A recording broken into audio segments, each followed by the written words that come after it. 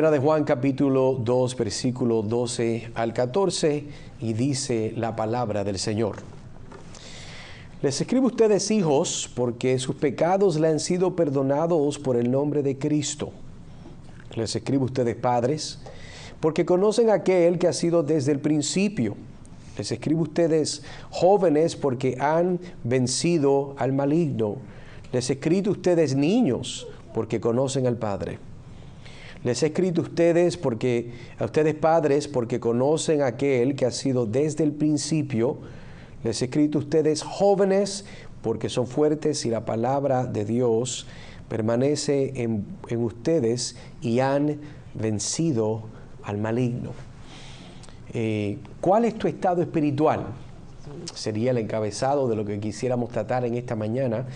Y la pregunta en sí no es una perspectiva tal vez de cuestionar con una actitud de sencillamente acusatoria de cuál es tu estado espiritual, sino lo diría de una forma sonriendo, ¿cuál es tu estado espiritual?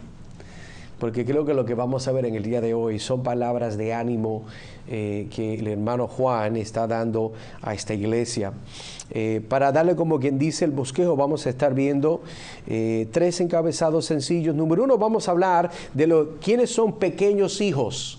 ¿Quiénes son estos hijos que está hablando Juan? Eso lo vamos a ver en el versículo 12. Y vamos a ver de que los hijos son aquellos que entienden que el perdón del pecado es solo por el nombre de Cristo. Los hijos son aquellos que conocen el Padre por medio de la obra del Hijo. El segundo grupo que vamos a ver entonces son los padres.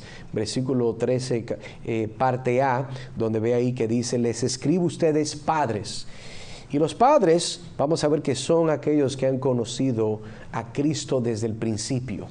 Y vamos a ver por qué y de qué forma Él los conoce, o ellos han conocido a Cristo. El tercer encabezado, vamos a ver hombres jóvenes. Hombres jóvenes, versículo 13, parte B, donde ve, nota que dice, donde dice, les escribo a ustedes jóvenes, porque han vencido al maligno. Y en ese aspecto vamos a ver 3 aspectos. Número 1, los hombres jóvenes son aquellos que han vencido al maligno, son fuertes, y ellos tienen la palabra de Dios que permanece en ellos. Así que 3 encabezados muy fáciles. Quisiera comenzar, tal vez que por forma de introducción, hablándole de lo que son los exámenes, de lo que son las personalidades. Por lo menos se dice, de acuerdo a un grupo conocido como Myers-Briggs, de que hay 16 tipos de personalidades, de acuerdo, ¿verdad?, al estudio que ellos han hecho. Y usualmente este estudio es muy particular porque ellos le invitan a usted que tome este examen para usted entender qué tipo de persona es. ¿Cuáles son sus fuerzas? ¿Cuáles son sus debilidades? En realidad, de acuerdo al examen, todo el mundo tiene algo diferente que ofrecer. No necesariamente alguien es más fuerte o más débil que el otro. Sencillamente tienen aspectos y cualidades en su forma de ser que van a variar hasta en 16 diferentes tipos. O sea que esos son un sinnúmero, puede ser que haya más, pero de acuerdo a este examen solamente son 16. Le voy a dar 4 categorías, cada de estas categorías tiene 4 subcategorías y lo interesante no es verlas porque no estamos para eso hoy, pero quiero llevar un punto. El primer grupo son aquellos que son los analistas. Aquellos que son, ¿verdad?, con una mente arquitectónica, los que son lógicos, los que son los comandantes, aquellos que les gusta debatir.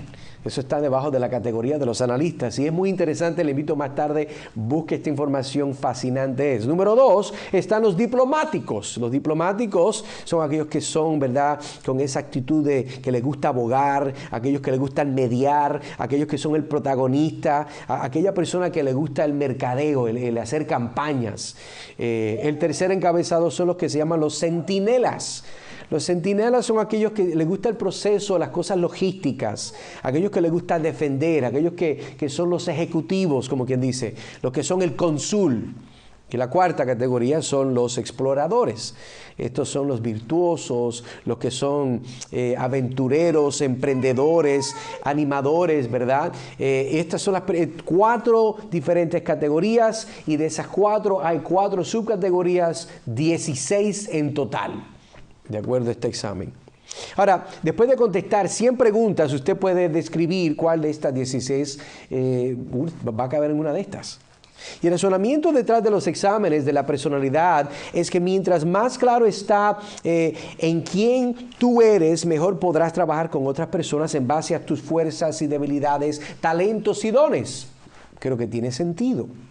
Pero de la misma forma, comienzo con esta introducción, porque hoy vamos a ver en estos versos del 12 al 14 de Primera de Juan capítulo 2, cómo es que Juan ahora va a describir a tres grupos particulares, con la meta de que estos tres grupos no solamente entiendan sus fuerzas, sino que estos tres grupos encuentren aliento, ya que muchas personas en la iglesia a la cual Juan escribe esta carta no están totalmente claros. ¿Quiénes son? Las personas que están luchando. Hay personas que están perdiendo su aliento porque tienen a estos falsos maestros gnósticos que le están diciendo un sinnúmero de mentiras. Y Juan entonces en estos versos, ¿se acuerda que en los últimos mensajes hemos visto las diferentes pruebas de si eres cristiano o no?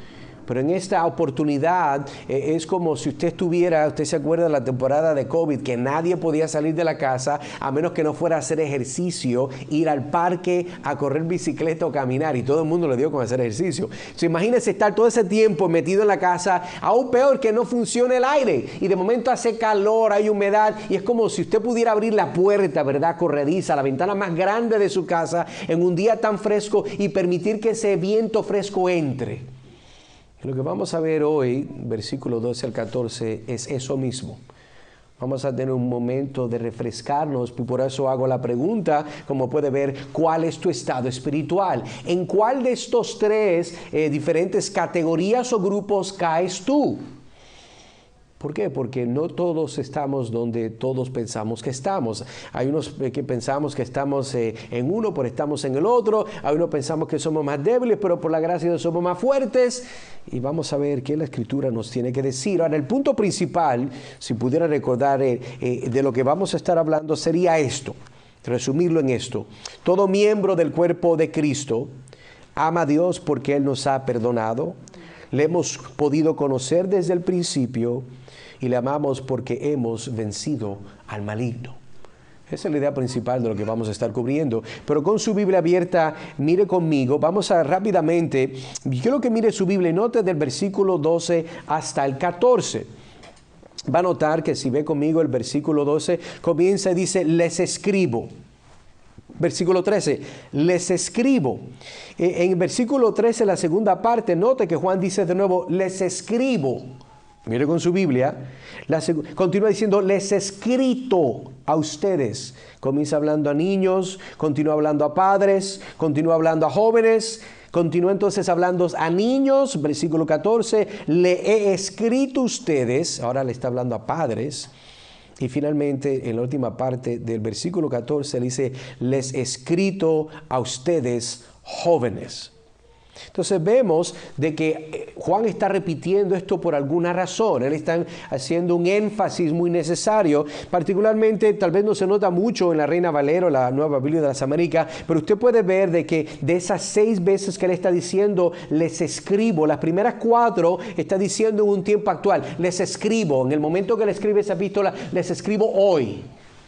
Entonces las últimas 2, algo muy particular vamos a ver, porque si mira con su Biblia, dice, les he escrito.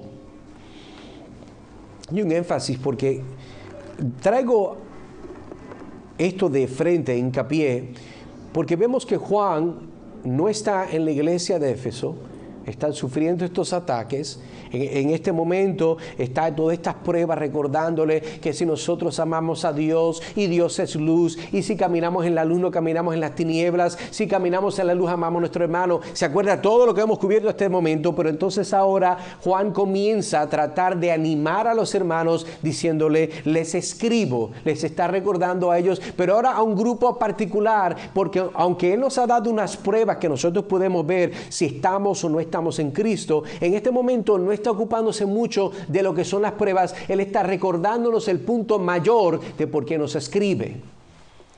Él está diciendo en 3 categorías, en 3 grupos, les escribo a estos grupos, porque usted tiene que entender y identificar en cuál de estos 3 tal vez usted está. Pero las últimas 2 veces en el versículo 14, donde 13 parte B y 14, él dice, les he escrito. ¿Por qué? Porque aunque no sabemos si tal vez fuera a existir, aunque en el mundo, ¿verdad?, escolástico, de los teológicos, existen otras cartas, pero entendemos que hay un aspecto donde Juan a esta iglesia, no es la primera vez que él conoce esta iglesia. Esta iglesia es una iglesia que Juan conoce. Y de una forma u otra Juan está diciendo, les he escrito a ustedes. Yo he comunicado de una forma u otra esta idea de lo que yo les comunico hoy. Y él está dando recordatorios. Y Juan está diciendo cosas en el ahora a su público, pero también hace una alusión que la realidad que esas mismas cosas, él también, lo más probable cuando estaba en medio de ellos, se las había dicho también. Igual que Pablo. En esto vemos el amor pastoral profundo de Juan hacia estas ovejas, las cuales él llama en otros lugares, como hemos visto, mis amados. Ahora les llama hijos. Y si va con su Biblia, entonces entremos en el primer encabezado. Note conmigo lo que dice aquí. Vamos a ver entonces pequeños hijos. Estos hijos, versículo 12. Les escribo a ustedes hijos. Continuamos viendo, entonces les escribo. Entendemos que no hay nada muy mágico, nada especial, no hay nada místico. Es una carta, las cartas se escriben. Pero ¿por qué entonces ahora Juan está diciendo que les escribo a ustedes hijos? ¿Quiénes son hijos? ¿Estamos hablando literalmente de los hijos de alguien? ¿Estamos hablando de una forma figurativa? ¿Qué está diciendo Juan cuando dice esto? Y Juan es el pastor que se dirige personalmente a los miembros de la iglesia. Eso puede verlo capítulo 2, versículo 1, versículos 7 y 8. Cuando él dice les escribo, quiere decir que sus palabras al estar escritas son permanentes. Hay un aspecto de permanencia cuando Juan, por medio del Espíritu Santo, está diciendo yo le voy a dar a ustedes algo para que siempre lo mantengan, porque aunque yo no sé cuánto más pueda continuar escribiendo aparte de esta carta, pero quiero que tengan seguridad de lo que Dios les quiere decir a ustedes. Los miembros de la iglesia son propensos a olvidar la palabra hablada. Créame. Ya llevamos varias semanas y yo puedo retarle a usted que se acuerde de todo lo que yo he hablado de Primera de Juan. Así que lo que nosotros escuchamos se puede olvidar, pero lo que se escribe no se puede olvidar. Cuando usted escribe algo, usted tal vez puede olvidar el contenido de lo que escribió, pero el contenido lo permanece porque lo guardó. Y por tanto, los destinarios, los recipientes de la carta de Juan, deberían tomar nota cuando él dice, les escribo, le dice el que era su pastor, su anciano. Entonces ahora dice, ustedes hijos, Juan hace un llamamiento especial a sus lectores y los dirige a ellos con un término cariñoso. Juan era una persona sumamente tierna.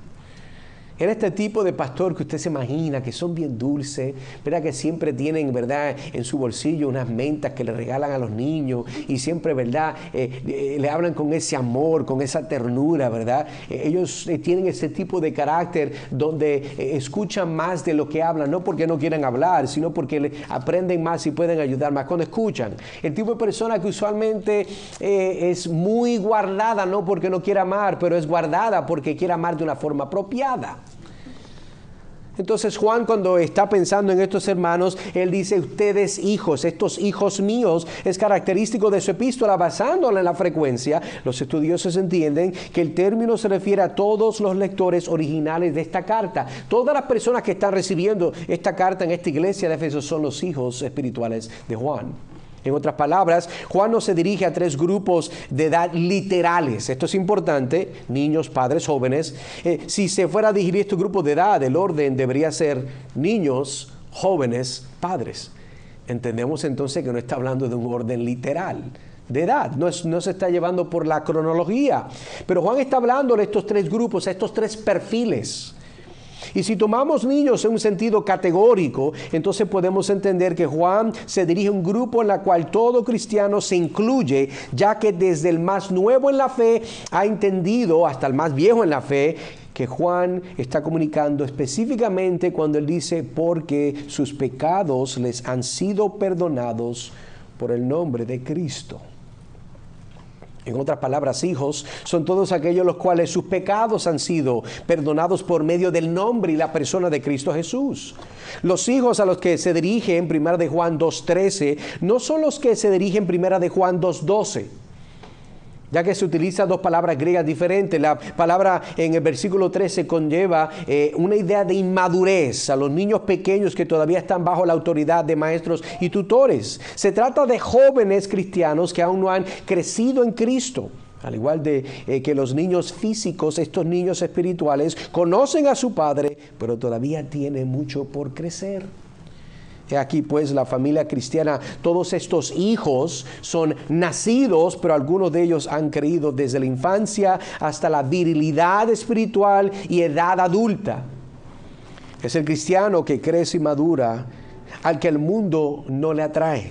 Está demasiado interesado en amar a su padre y en hacer la voluntad de su padre. Las atracciones del mundo para estos hijos no tienen ningún atractivo para él.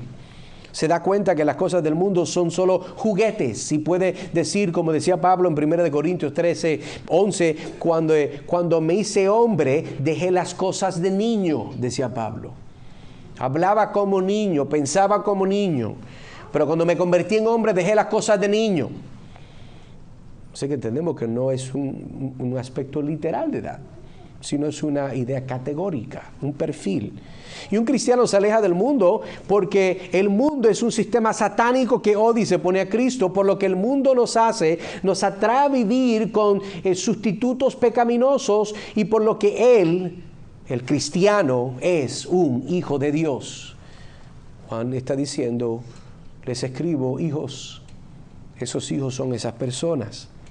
Pero si continúa viendo en el texto, él dice, ¿verdad? ¿Qué es lo que dice el texto? Lea conmigo de nuevo. Dice, les escribo ustedes hijos, versículo 12, porque sus pecados les han sido perdonados por el nombre de Jesucristo, o Cristo.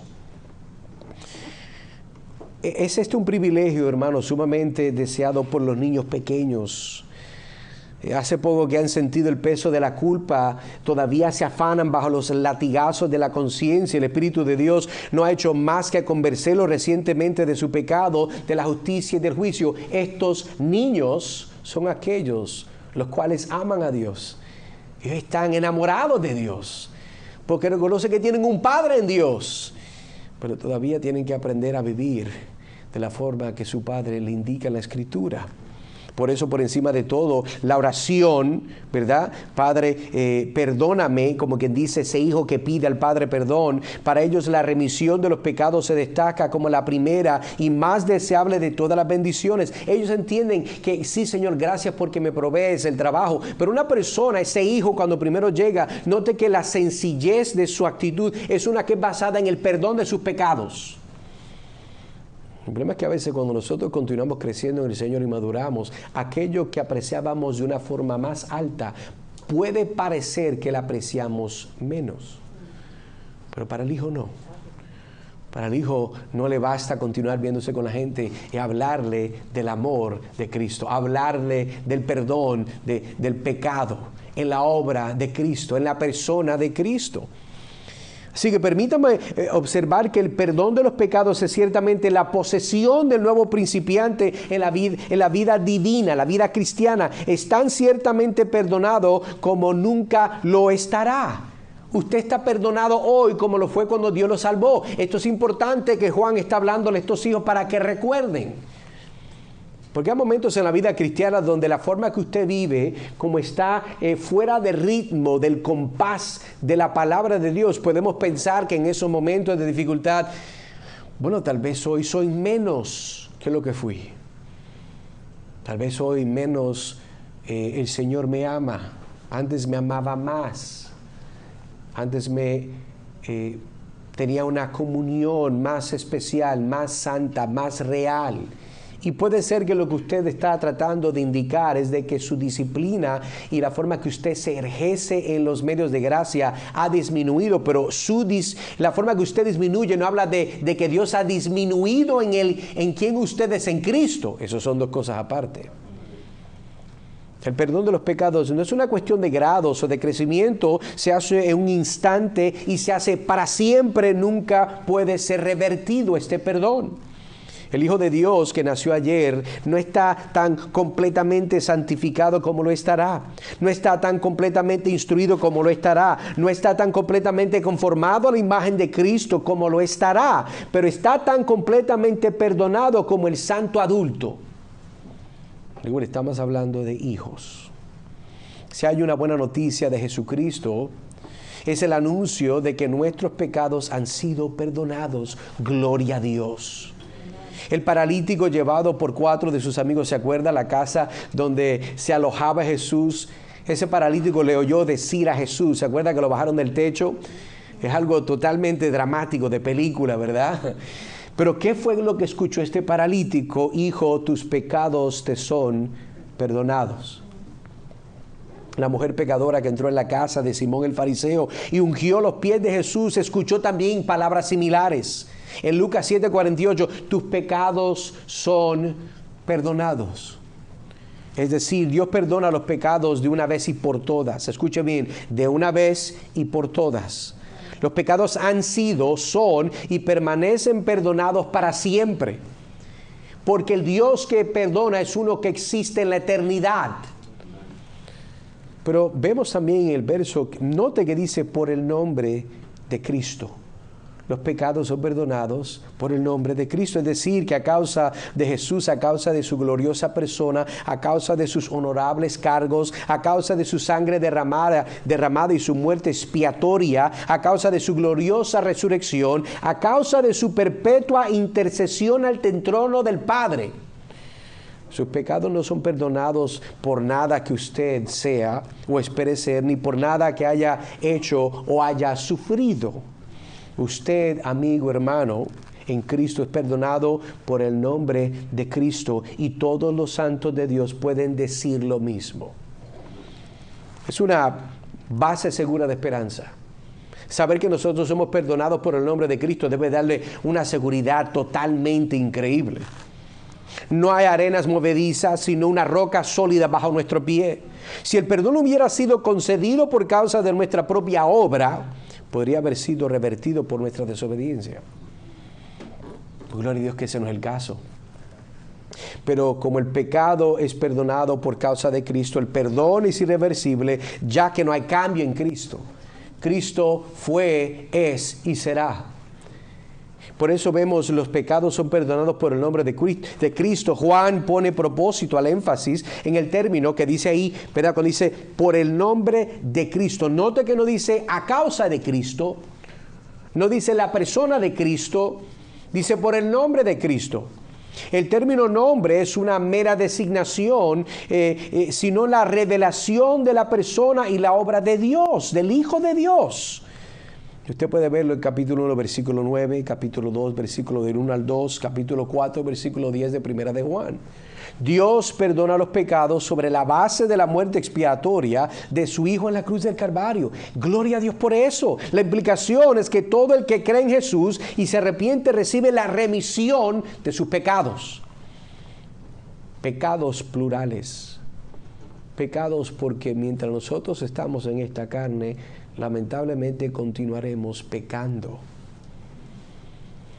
Entonces vimos ese aspecto de los hijos. Vamos entonces a movernos a la segunda categoría, que es la que vemos aquí cuando Juan está diciendo ahora, mire conmigo versículo 13, dice ahora, les escribo a ustedes padres, porque conocen a aquel que ha sido desde el principio. Entonces cuando hablamos de los padres, podemos entonces ver rápidamente que los padres son aquellas personas en el cuerpo de Cristo que han conocido a Cristo, la cual es Dios, desde el principio. En otras palabras, conocen a Dios de la forma que Él se ha revelado y ellos están arraigados como una áncora en el mar, aguantados en medio de cualquier prueba, de cualquier tormenta y no se mueven. Por eso dice ahí, cuando dice padres, les escribo a ustedes padres. Juan se dirige a los padres de la iglesia 2 veces, versículos 13 y 14. Lo ve con su Biblia abierta. El contexto más amplio de la epístola, Juan escribe repetidamente sobre el Padre. Ahora utiliza esta expresión para describir la estrecha relación entre Dios y su Hijo. El término Padre presupone la filiación. Con respecto a Dios, esta paternidad incluye tanto al Hijo de Dios como a los hijos adoptados por medio de Él. Tenemos padres naturales, pero la paternidad terrenal es solo un tenue reflejo de la paternidad de Dios. Lo que nosotros podemos ser, si fuéramos el Padre más perfecto, es una revelación pobre de quién es Dios para nosotros que estamos en Cristo. Sin embargo, Juan apela a los padres porque han adquirido un conocimiento espiritual de y sobre de Cristo. Aquellos que son padres en la iglesia son aquellos las cuales han podido entender por su permanencia, por la preservación de la obra del Espíritu, por mucho tiempo, por muchas dificultades, quién es el Hijo de Dios. El transcurso del tiempo, mientras pasa el tiempo, mientras siguen las manos del reloj dando vuelta, han pasado meses, años. Ellos, estos hombres y mujeres, porque no estamos limitando a un sexo, ¿verdad? Estamos hablando de madurez. Aquella persona que ha conocido al Señor, esta persona tiene un conocimiento íntimo de la revelación de Dios en Jesucristo. La comunidad cristiana, por tanto, busca el liderazgo de los padres espirituales y estos, a su vez, deben cuidar de sus hijos espirituales. Son responsables de entregar la antorcha de la luz del Evangelio a la siguiente generación, es decir, a los jóvenes de la iglesia. Permítame hacer un comentario que no está en las notas, pero se lo voy a decir. Hoy en día hay una moda muy particular en los círculos hispanos donde se habla mucho de una paternidad. Y todo el mundo es un hijo, hija. Y entiéndeme, yo lo que sí quiero apuntar en este comentario no es de que Juan no está diciendo usando este mismo lenguaje. Es que lo que en las modas de hoy, en los círculos evangélicos se dice o se practica, no tiene nada que ver con lo que está hablando Juan. Porque lo que se habla en el mundo de hoy, en las iglesias evangélicas, con muy mala doctrina, están diciendo de que tú me debes a mí porque yo soy la persona que Dios ha usado y va a seguir usando en tu vida para bendecirte. Así yo lo he escuchado de la boca de muchas personas. Por lo tanto, si tú me bendices a mí y tú me eres fiel y leal a mí, que soy tu Padre espiritual, tú continuarás recibiendo bendiciones espirituales. Esta es una idea muy común. Muchas iglesias se practica esta idea de lo que es una cobertura. Vuelvo, hago un paréntesis porque eso es lo que está hablando, pero hago el paréntesis porque hay que aclarar. Para que entienda que lo que Juan está hablando en paternidad espiritual no es lo que se habla hoy en día. Las iglesias obviamente están debajo de una tal cobertura, la cual es un concepto bíblico, especialmente eclesiástico, para decir de que esa persona está bajo la bendición sobre, como quien dice, la supervisión, que eso es otra cosa. Una cobertura puede ser una supervisión, pero yo no voy a ser cubierto por nadie. Yo soy cubierto por Cristo y yo voy a rendir mi contabilidad a aquellos hermanos de la iglesia de Dios. No hay problema que tenga otros hermanos también, pero de la forma que el mundo lo enseña no es lo mismo.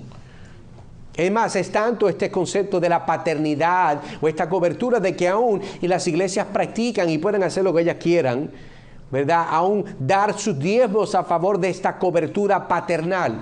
Usted haga lo que usted quiere con su dinero. Pero de decir el mundo implementar que esto es algo normal, perdóneme, o que es requerido menos, porque la Biblia no tiene un patrón para nosotros poder seguir ese modelaje. La idea de la paternidad bíblica, por lo menos de la forma que Juan lo presenta, está hablando de personas que son maduras en Cristo, pero han madurado en Cristo porque saben quién es Cristo. El mundo de hoy no sabe quién es Cristo porque el evangelio que ellos tienen no es uno de Cristo. Es un evangelio sin Cristo.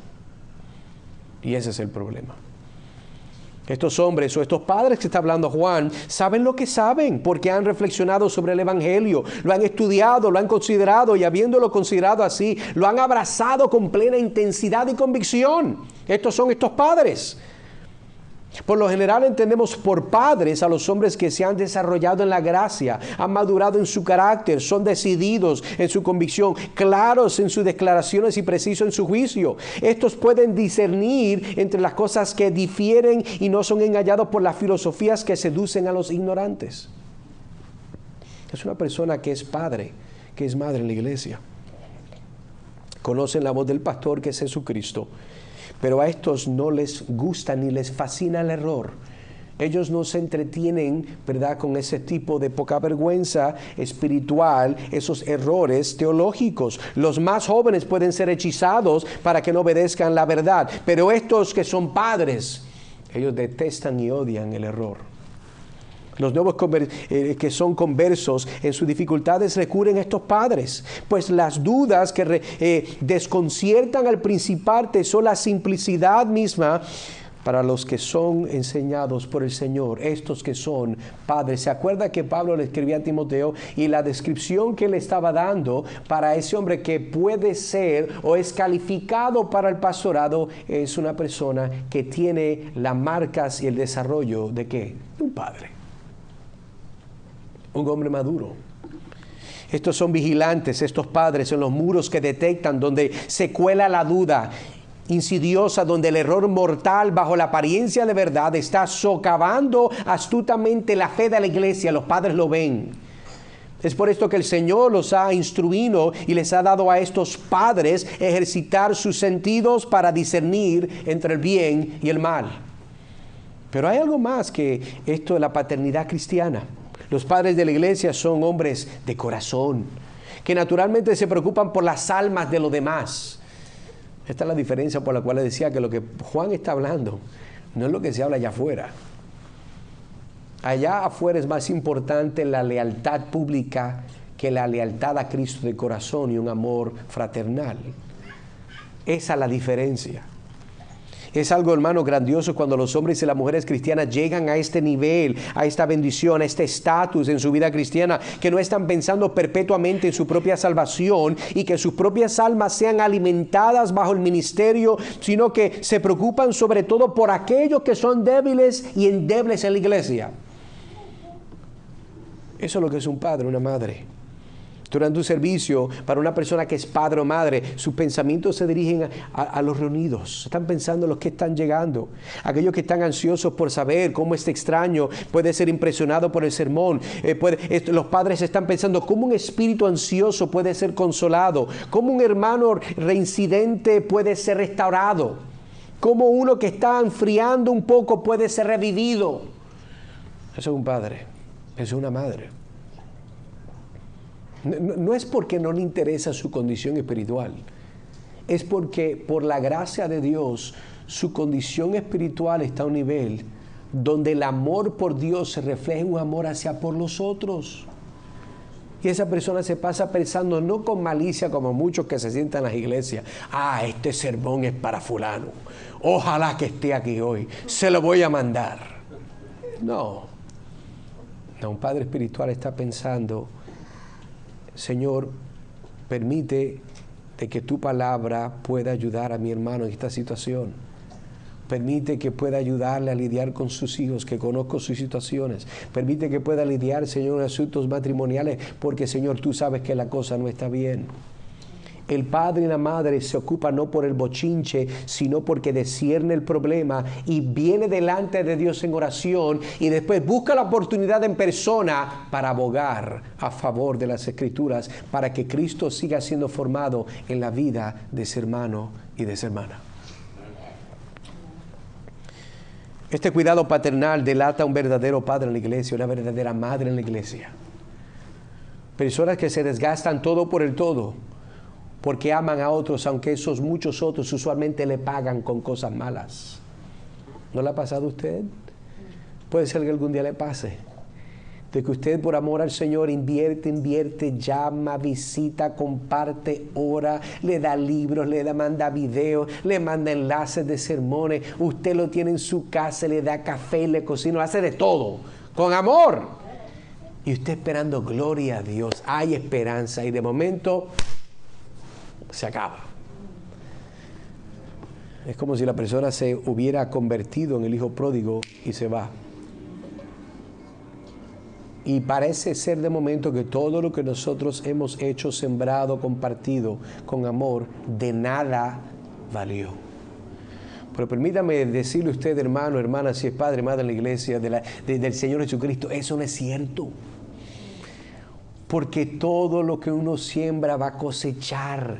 Todo lo que hacemos en fe para el Señor va a producir bendición. El Señor será glorificado en la redención y glorificación eternal o en la condenación, ¿verdad? Eternal y la forma que Dios entonces va a ejecutar su juicio sobre esa persona en el infierno. Dios de todas formas siempre gana.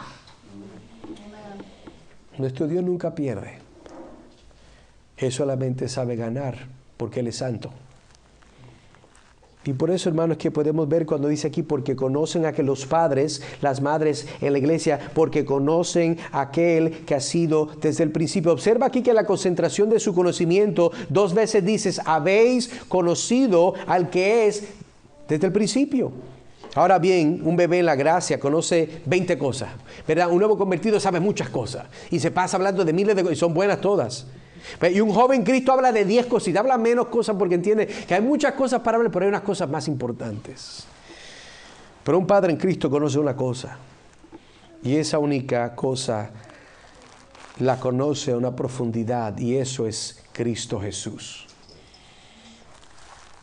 Mire, Dios no quiere que todos lleguemos, Dios desea que nosotros lleguemos todo a esta posición. Y por eso 1 Corintios 2:2 dice, porque nada, dice Pablo, me propuse saber entre ustedes excepto.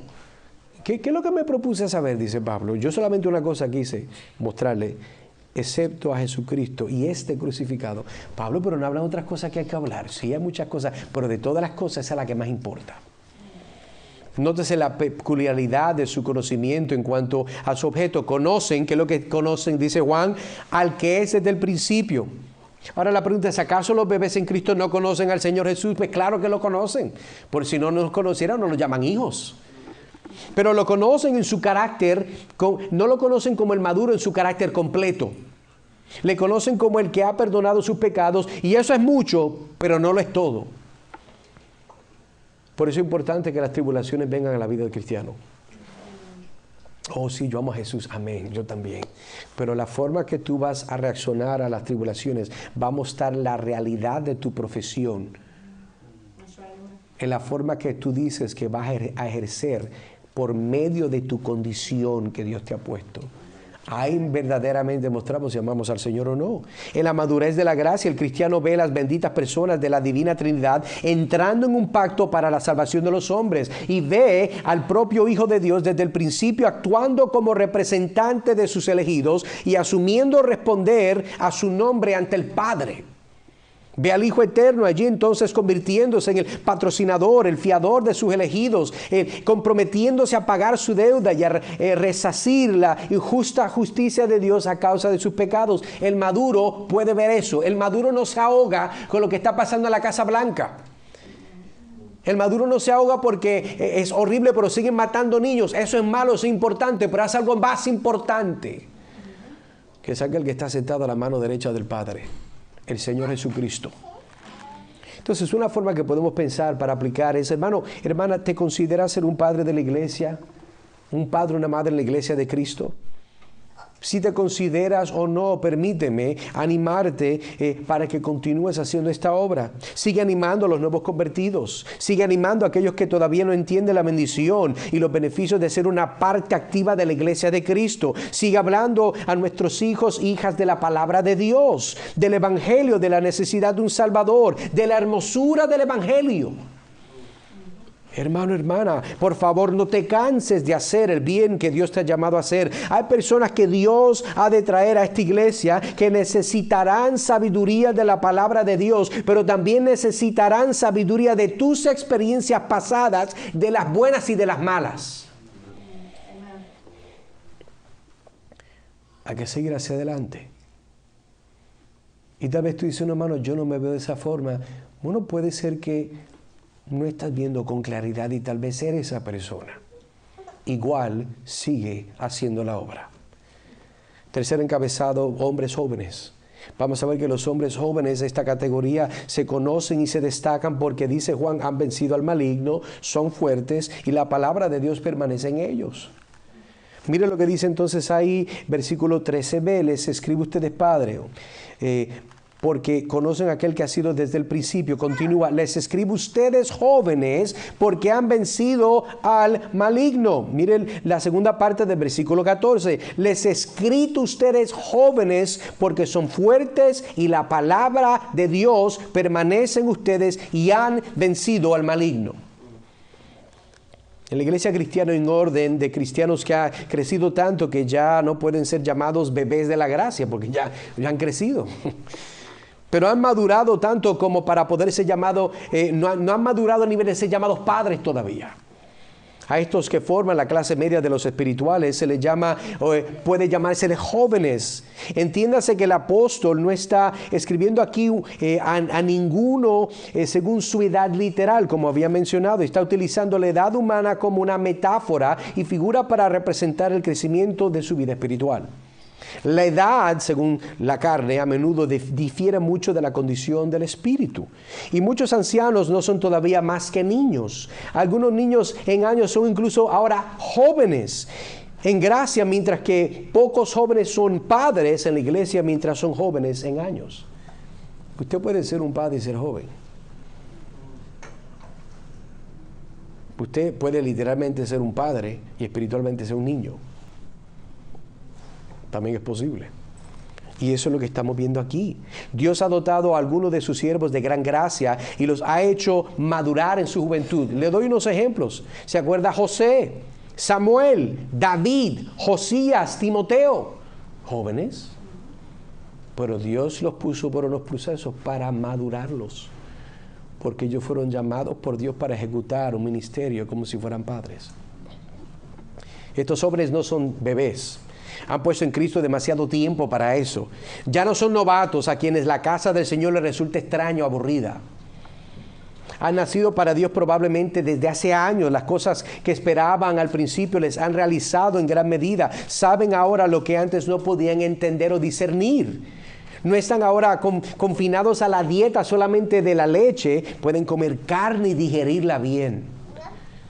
Tienen discernimiento, habiendo tenido sus sentidos ejercitados por el uso, de modo que no están tan expuestos a ser engañados como lo estaban en su infancia. Esos son los jóvenes.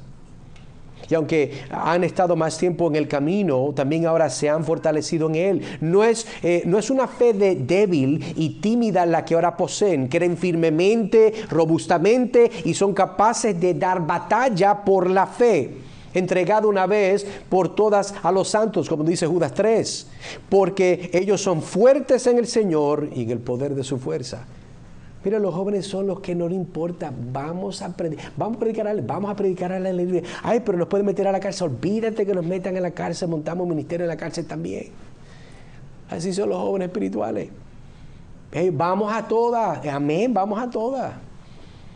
Pero en particular hay algo que resalta el aspecto del contraste de la juventud y las personas maduras en edad. Es que Proverbio nos dice que los hombres son fuertes, pero no son sabios. Pero interesante, la ironía es algo, ¿verdad?, reversible. Aquellos que sí son sabios ya en su edad no tienen la fuerza que tenían antes. Hay una bendición en este balance que existe en el cuerpo de Cristo. Están aquellos que son nuevos en la fe, pero están en Cristo. Están aquellos que son maduros en la fe, son estables, son como una piedra inmovible, por la gracia de Dios y para la gloria de Dios. Entonces están los jóvenes que ellos quieren arrasar con el mundo entero. Juan era uno de esos. Juan era uno de esos. ¿Se acuerda que él estaba con su hermano? Señor, ¿quieres que oremos para que baje el fuego del cielo y los consuma? Ese era Juan. Right? Juan, los que estaban trastornando al mundo con este evangelio. Pero este Juan ahora es diferente. Este Juan comenzó como hijo. Este Juan fue hijo de trueno. Esos fueron los nombres que le dieron. No era porque eran calladitos, eran revolcosos. Y ahora entonces tenemos un Juan que es un anciano, que es un padre. Pero Juan no se olvida de esas etapas de su vida. Por eso Juan toma este espacio en medio de de hablar a la iglesia de Cristo, inspirado por el Espíritu Santo para pelear en contra de los falsos maestros, para molestar a los cristianos. Ahora abre una ventana para que usted se pueda sentar y recibir aliento y aire fresco para ser recordado. Hermano, hayas perfectamente o no obedecido estos exámenes y pruebas para ver si estar en Cristo, porque pongas a pensar, las preguntas que hemos visto en el pasado es, si haces esto verdaderamente estás en la luz, si no haces esto verdaderamente no eres cristiano. Hermano, nadie de una forma perfecta hace las cosas que Dios nos llama de una forma que esté totalmente de acuerdo con la santidad y la perfección de Dios. No. Bueno, hermano, si es así, mire, yo creo que soy cristiano, pero a veces dudo que soy cristiano. En este caso, de versículos 12 al 14, Juan está diciendo, olvídate de eso, déjame hablar de lo más probable. En una de estas tres tú estás. Tal vez no obedeces como perfectamente quisieras, pero eres joven, o eres hijo, o hermano, eres padre. El ser padre no significa que luchas con tu pecado. El ser padre no significa que no luchas con la tentación. El ser padre no significa de que ya has llegado a un nivel de opulencia espiritual. No. Y por eso el Espíritu Santo, a través de Juan, como buen pastor, como buen padre, les está dando ánimo a ellos, diciéndole, si tú eres un hijo, es porque tú le conoces y tus pecados han sido perdonados. Tal vez no obedeces perfectamente y amas a tu hermano como quieres hacerlo, pero tienes perdón en Cristo Jesús y vas de camino inevitablemente algún día a ser un joven, inevitablemente vas a ser padre. Esa es la esperanza que está dando Juan. Ahora, entienda que estos jóvenes ahora son más sabios que antes. Cuando eran niños sabían lo suficiente para salvarlos, pues conocían al Padre y eso era un conocimiento bendito, pero ahora saben mucho más de la palabra de Dios y permanece la palabra de Dios en ellos. Ahora tienen una idea más clara y más amplia de la longitud, la profundidad, la altura, la redención, porque han sido enseñados por Dios. Incluso se aventuran a disfrutar de las cosas profundas de Dios y el pacto no es absoluto, algo desconocido entre ellos. Ellos entienden lo que Dios ha hecho. Han estado bajo la bendita enseñanza del Espíritu de Dios y de Él han recibido una unción de modo que conocen todas las cosas, como dice 1 de Juan 2:20. En el conocimiento ya no son niños estos jóvenes, sino hombres en Cristo Jesús. Así se distinguen a los bebés en Cristo. Todavía no son padres porque no están establecidos, confirmados y acentuados como padres que saben lo que creen y lo saben con una certeza de plena seguridad que nadie los va a sacudir. Tal vez no están a ese nivel todavía. Esos son los hermanos que usted dice, es que ese hermano esa hermana tan tremenda. Entonces, pero vino una tribulación y que no vino casi nada y por poco se desmoronan. ¿Por qué? Porque no es de que no tenían una fuerza, sino que en la madurez hay permanencia. Note de que el texto nos dice que la palabra de Dios permanece en ellos. Es posible que la palabra de Dios permanezca en ti, pero hay momentos donde tú no vas a querer permanecer en ella. Y un joven lucha con eso. No estoy hablando cronológicamente, estoy hablando espiritualmente. Eres bueno para animar, para trabajar, para hacer eventos, repartir tratados. Vamos a predicar, vamos a hacer viaje misionero, vamos a alcanzar al mundo para Cristo. Viene una pequeña tormenta y como el globo, te quedaste sin nada. Vino el diablo, te tentó contra tu carne y te quedaste sin nada. Eso no significa que esa persona no es cristiana, significa que su madurez, mientras siga pasando el tiempo, le va a permitir entender que esa situación no es la primera y no va a ser la última. Y por cuanto no va a ser la última, nosotros nos arraigamos como la palmera a profundidad. Porque mientras más fuerte sea la tormenta, más vamos a tener que ser ágiles con las tormentas y los problemas de la vida. Pero del piso no me vas a arrancar, porque yo estoy cimentado en la roca que es Cristo Jesús. Entonces, los padres son para la contemplación. Cuando hablamos en contraste de los jóvenes, estudian profundamente y ven lejos y así han conocido al que le es del principio, como habíamos leído. Pero una medida de su energía para la acción puede haber sido pasado en estrés de los años. Estos jóvenes han nacido para luchar, son la milicia de la iglesia. Tienen que contender por su fe y extender el reino del Redentor. Deben hacerlo. ¿Por qué? Porque son fuertes. Porque literalmente son fuertes, no, son fuertes en Cristo. Y la fuerza que ellos tienen es porque permanecen, la palabra permanece en ellos. Esta es su suerte, como quien dice, y que el Señor les ayude a cumplir su vocación. Estos deben ser durante años nuestros espíritus activos, nuestra fuerza y nuestra esperanza. Los padres deben salir pronto del escenario. Su madurez en la gracia muestra que están listos para la gloria. Los padres, por lo tanto, deben de marcharse pronto, van a morir. Y cuando se hayan ido, ¿a quién debemos buscar una sucesión si no a estos jóvenes? Sabía que uno de los problemas, hablando de la vida actual y del tiempo cronológico, hay un gran éxodo actualmente en muchos lugares de los Estados Unidos, en el mundo entero, donde hay muchos tremendos ejemplares, hombres de Dios, pastores, ministros, que se están muriendo, se están retirando por razones de salud. ¿Quién los va a reemplazar?